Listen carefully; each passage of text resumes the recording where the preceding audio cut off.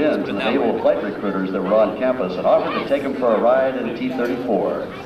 Not only did it turn his life around, he now owns a T-34 and this beautiful L-39. Let's watch.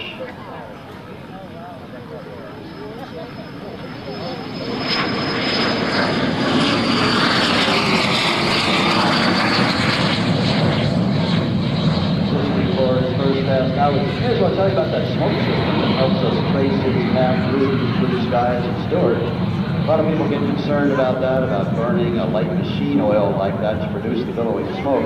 It's actually not burned at all, folks. What he does is inject that into the hot exhaust stream of the jet engine, or in the piston-powered airplanes, right in the exhaust stack itself. It's not ignited, it's vaporized by very high temperatures in the exhaust plume. We're telling you a little bit about Alan's history, and the fact that he now owns a T-34B, just like the one that he was given a ride into, and enticed him to become a naval aviator. He passed all his testing and medical exams on that same week, that first week in school, and he was sworn into the Navy at the age of 17 as part of the Avrock flight program.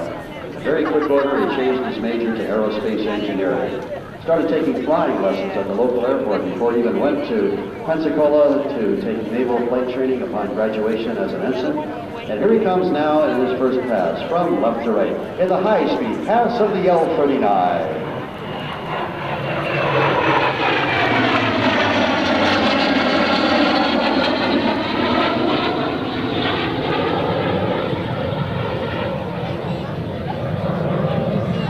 Appears to be another aircraft entering the demonstration zone right in the smoke trail of Alan's airplane. That appears to be a B-1RD.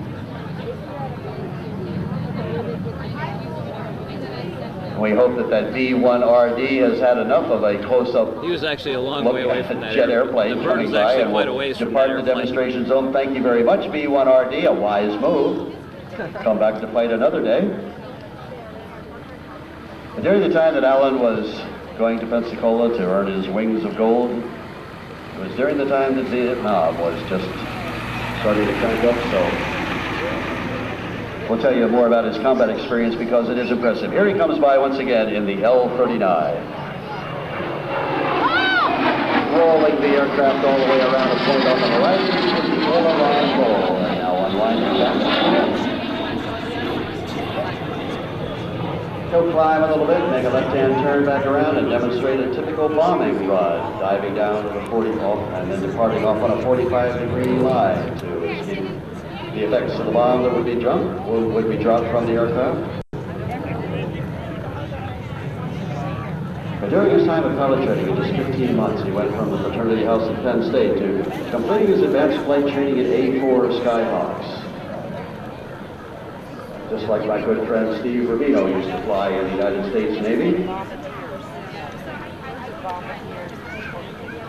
After that, he was training in the A-6 Intruder.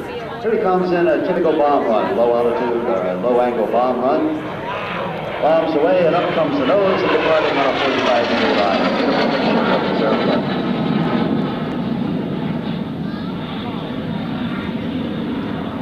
In 1971, in December, Alan started his first of 2 consecutive combat tours in Vietnam, flying the A-6 Intruder. And in July 1972, he was shot down over North Vietnam by a surface-to-air missile while attempting to knock out a SAM ground control station, controlling another SAM that was closing in on his leader's airplane. Critically damaged, Alan managed to fly the A-6 on one engine, a precious 7 miles out to sea, before safely ejecting, along with his bomb nav. The other pilot on board, the other crew member on board, I should say, dodged NVA Navy boats for about 2 hours before he and his men were rescued by United States Navy helicopters. And due to his injuries, Alan was medevac to Subic Bay in the Philippines and then back to the U.S. for more operations.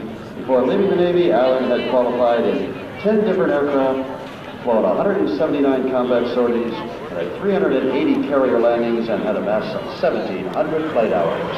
Here he is again in another pass, L-39. Picking up lots of speed. He's pulling back on the stick and starting the airplane on up through the vertical, on up past the vertical, and up over the top. He's going to complete 5/8 of a loop. And as he comes down on a 45-degree line, he'll establish that line and slowly roll the aircraft back to upright flight.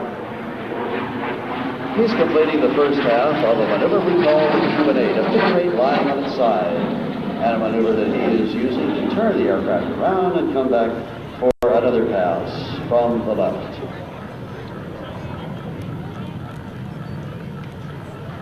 When Alan came back to civilian life, he got his master's degree in law and his professional engineering license in 6 states, while completing a second master's degree in chemical engineering.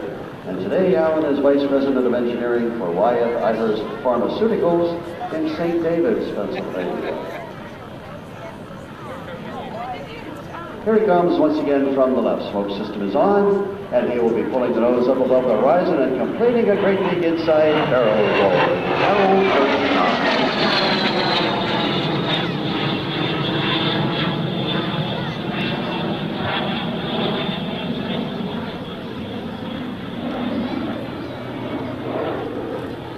Along with his son Chris, they live in Glenside, PA, and own 2 immaculate museum quality aircraft. The first, the Navy T-34B that I told you about before. Zero timed in 1974 after a complete restoration. Most of the T-34s have between 7,000 and 11,000 hours on them. Their second airplane, of course, the Soviet L-39C, this Albatross jet fighter that he imported from Estonia in late 1998. He and his son spent nearly 2,000 man-hours rebuilding and restoring this aircraft and replacing all of the electronics and radios and so forth with U.S.-built equipment. Now, he's coming back from the right. He'll have a lot of energy built up this time because he will need it as he performs an inside loop. Speed about 350 miles an hour. Let's watch as full power comes on. Nope, it looks like he's going to break it off because of that cloud that you see clear above him, so he's going to be setting up for a high G turn. To the right, back to the left to reposition. Perhaps we'll get the loop as he comes in from the left, and we'll see if he has enough airspace to be able to do that without penetrating the clouds, because in air shows they must stay clear of the clouds at all times. So here he comes back with lots of energy. Let's see what he does with this.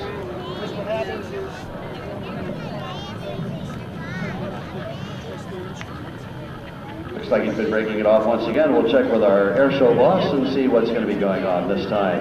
This aircraft has an empty weight of just over 7,000 pounds, about 7,600 pounds, and in its normal takeoff weight it's just under 10,000, but it has a maximum gross weight of over 10,000 pounds. It has a single twin-shaft turbofan engine developing about 3,800 pounds of thrust, and Ivchenko engine, the aircraft, as we mentioned before, built in the Czech Republic.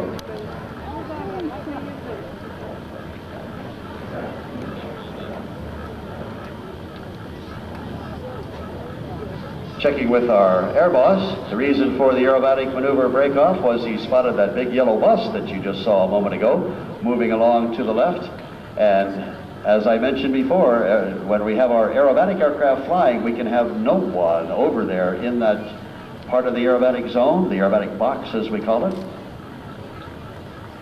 That's why those buses are not going to be moving between 1:30 and 4 o'clock, but somehow one of them got in there. So this is a straight and level non-aerobatic pass that Alan Smith is making. And kudos to him for noticing as he started to enter for his loop that he was not going to be able to do that because that big yellow bus was moving right along. Alan's going to be setting up for his landing. He'll be touching down momentarily. This aircraft has an initial rate of climb of over 6,000 feet a minute and a top speed of nearly 550 miles per hour. We'll watch now as Alan extends the landing gear on the wing flaps, and he'll be setting up for his landing in the L-39. Alan would like me to tell you that in addition to owning these 2 airplanes and his background as a Navy A-6 pilot, that he is single, girls, and that he's been performing in air shows for about 15 years, and that he is single. He wanted me to point out that he's been an instructor pilot in the Navy, and he's single, by the way. So he wanted me to just casually mention that to you. I'll also mention that November 9 Charlie Yankee, the registration of this aircraft, has it registered, and it's in the paint scheme of the Russian Black Hawk demonstration team. And that's the way it was painted then because they were members of CCCP, which stood for the Soviet Union. Of course, now the Soviet Union is all gone, and now it's the country of Russia and lots of other republics. Alan Smith about to touch down in his L-39.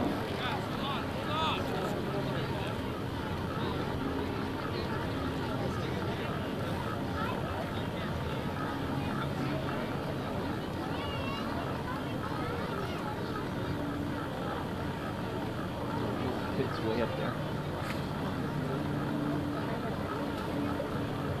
A little bit more stuff coming out the smoke system. That was not the usual puff of smoke from the main tires that you would expect to see, because there are itty-bitty tires on there that wouldn't make that much smoke. So Alan is going to be slowing the aircraft down. He'll execute a 180-degree turn on the runway.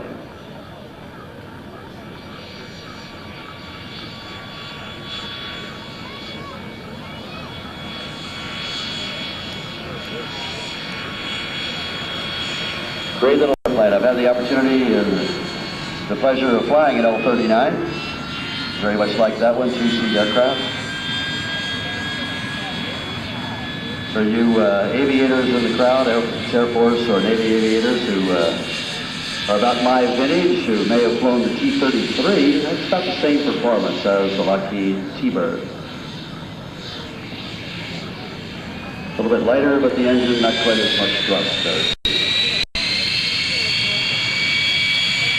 Engine in the T-33.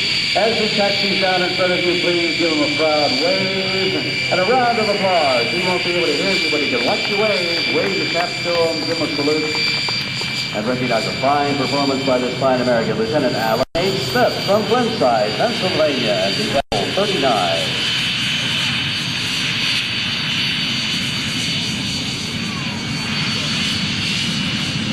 He's waving back to you with a blast of the smoke system.